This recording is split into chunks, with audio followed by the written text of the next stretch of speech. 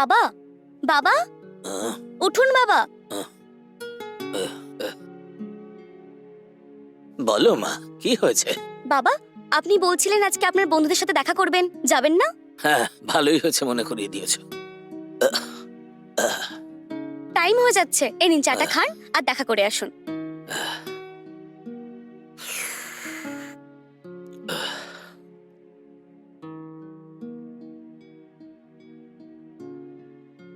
আর বাবা বলুন যে রাতে কি খাবার বানাবো?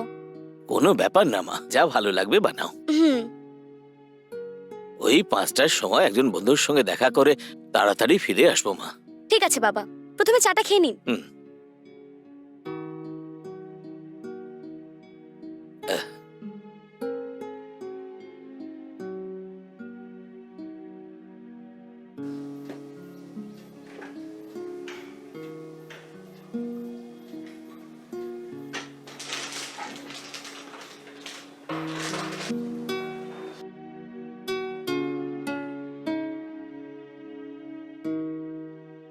এটা কি মা?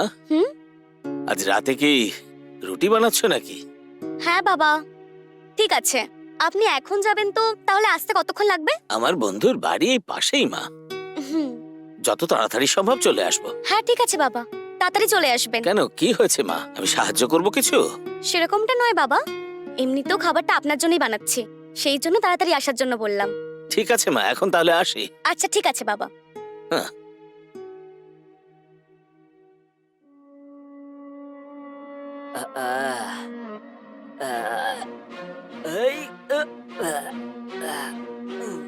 আরে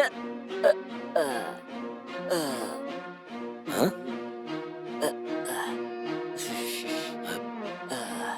রোহিণী, হুম? রোহিণী, এটা কি করেছো নিজের অবস্থা? আজকেও খেয়ে এসেছো? চলো ভেতরে এসো। আরে সাবধানে।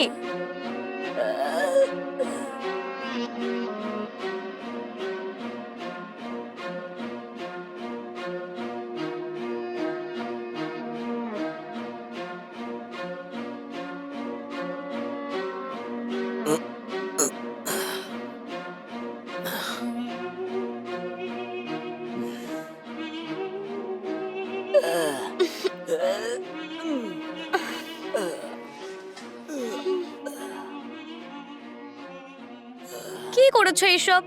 রোজ এভাবে খেয়ে আসবে? তুমি কি নেশাটা ছাড়বে না বলো তো? আজকাল পাড়া পড়শিরা তোমার নামে ভুলভাল কথা বলে। দয়া করে মদ খাওয়াটা ছেড়ে দাও না। কি বললে তুমি? আমি নিজের টাকায় খাচ্ছি। তাহলে শোনো, আমার সাথে থাকতে তোমার যদি পছন্দ না হয় তাহলে এই মুহূর্তে বাড়ি থেকে বেরিয়ে যাও। উফ, আমার কপালটাই খারাপ। আরে যাও তো।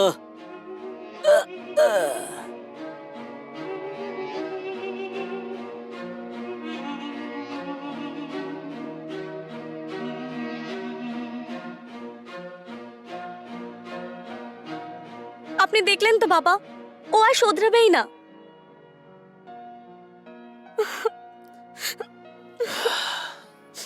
যদি পারো আমায় ক্ষমা করে দিও মা, আমি কখনো ভাবিনি যে এমন অবস্থা হবে। আমার ছেলে যে এইভাবে নেশার কবলে পড়েছে সেটা না জেনেই তোমার বিয়েটা ওর সঙ্গে দিয়ে ফেলেছি। এখন আমি আর কিছুই ভাবতে পারছি না যে কি করব। একদিন না একদিন ও শুধরে যাবে এটাই আশা করেছিলাম, কিন্তু মনে হচ্ছে না ও আর শুধরবে। আমায় ক্ষমা করে দিও মা। আরে এইসব কি বলছেন আপনি? রোজ যদি ও মদ খেয়ে আসে, এখানে আপনার দোষ কোথায় বলুন তো? বলুন না বাবা, আসলে আমার কপালটাই খারাপ। তাহলে আমি আর কি করতে পারি বলুন তো? আপনি যান বাবা।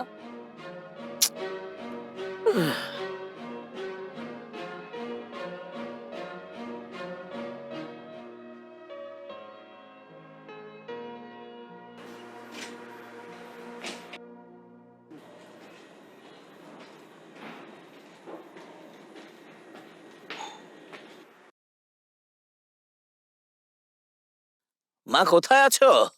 আপনি এসে গেছেন বাবা? হ্যাঁ, এসে গেছি মা। হ্যাঁ।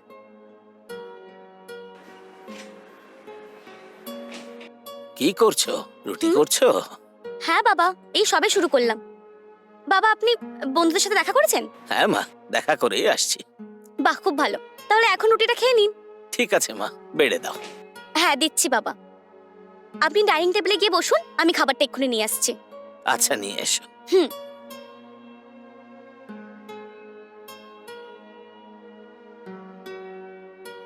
এই নিন।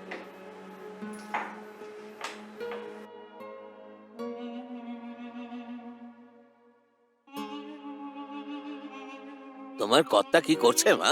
আমি ওর রুমে যাইনি বাবা, কে জানে কি করছে। যাকে একবার গিয়ে দেখে এসো কি করছে। হুম।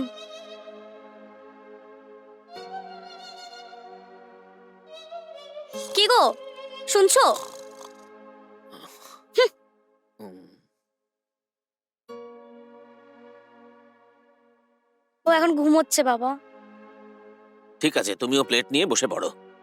না, কোনো ব্যাপার না, আমি পরে খেয়ে নেব। ঠিক আছে, তাড়াতাড়ি বসে পড়ো। হুম। হুম।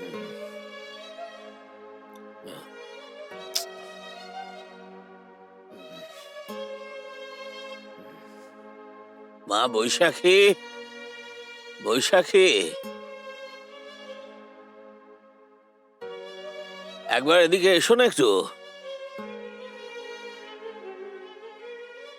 আপনি ডেকেছেন বাবা? তুমি খেয়েছো মা? না বাবা, কি হয়েছে, আপনার ঘুম আসছে না? না মা, একটু পরে গিয়ে আমি শুয়ে পড়বো।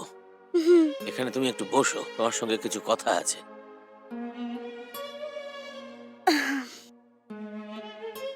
রোজ রোজ এই নেশা করে আসে, কি করব বলো তো মা? কি করব, ও কারোর কথা শোনে না, ওকে শোধরানো খুব মুশকিল বাবা। আমার কথা ছেড়ে দিন, আপনার ছেলে আপনার কথাই শুনছে না, তাহলে আমার কথা আর কি শুনবে? আমি গিয়ে কিচেনের কাজগুলো সেরে নিই।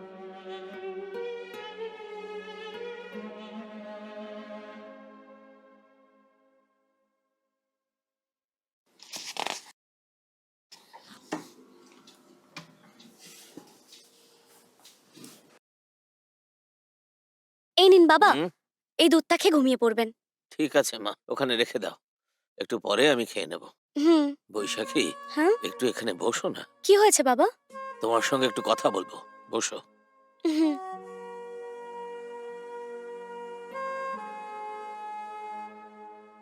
কি মা, হুম, আমার উপর রেগে গেছো? সেরকম কোনো ব্যাপার নয় বাবা। এইভাবে একজন নেশাখোরের সঙ্গে তোমার মতো একটা মেয়ের বিয়ে দিয়েছি এটা ভেবে জান আমি কতটা কষ্ট পাই।